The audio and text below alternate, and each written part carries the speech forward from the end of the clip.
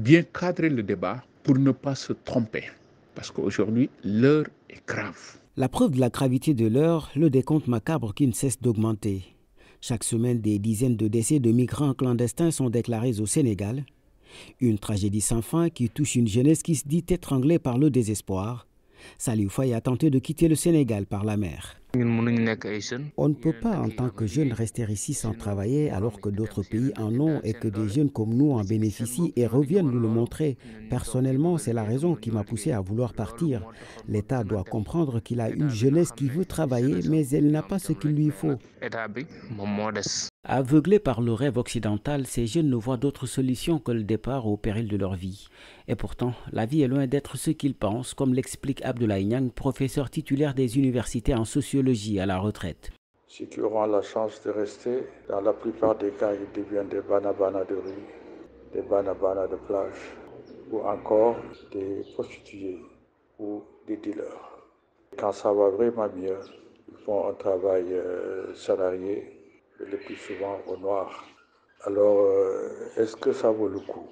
On peut le penser, puisque la plupart, effectivement, arrivent à générer des sous qu'ils envoient à leurs parents. Mais quel est le montant de ce transfert envoyé aux parents? Dans la plupart des cas, en moyenne, ça ne dépasse guère 30 000, 50 000.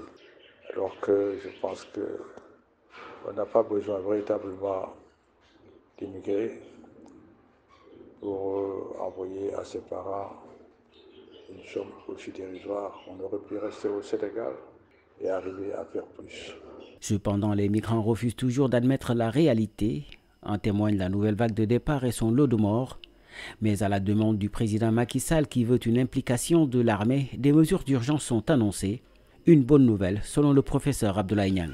Ces mesures-là prises par l'État peuvent être de bonnes mesures s'ils sont vraiment bien appliquées.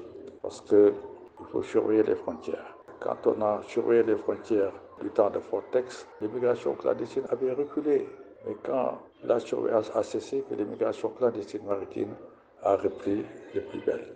Donc une surveillance stricte, une surveillance bien serrée peut effectivement permettre de réduire ce phénomène-là. Mais beaucoup de Sénégalais restent sceptiques quant à l'efficacité de la solution militaro-policière.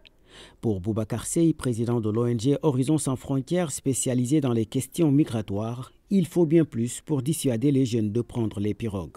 La solution ne peut être ni policière ni militaire. Il faut que l'État du Sénégal se remette en cause parce que le phénomène a toujours existé depuis 2006. Donc aujourd'hui, il faudra s'attaquer à la cause principale pour juguler le fléau.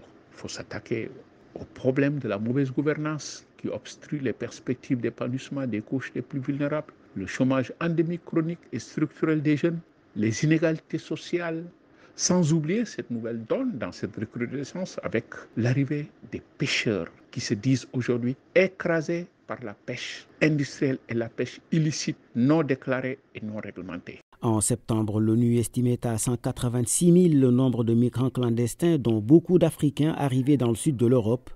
Plus de 2500 autres sont morts ou portés disparus. La lutte contre l'immigration clandestine maritime doit être l'affaire de tous. Des parents d'abord, parce qu'il faut que les parents arrêtent d'être complices de cette situation. Véritablement, il y a beaucoup de parents qui sont complices du départ de leurs enfants. Ils les encouragent à partir alors que la mort est presque certaine au bout du compte. Et je pense qu'il faut que tout le monde se mette à lutter contre ce phénomène. Et surtout, à ne pas cautionner cela. Quels que soient les prétextes qui sont donnés, comme quoi au pays il y a le chômage, comme quoi au pays il y a la pauvreté, je pense que ce n'est pas une raison d'aller aussi loin en prenant autant de risques. Wahani Johnson Sambou pour VOA Afrique, Dakar.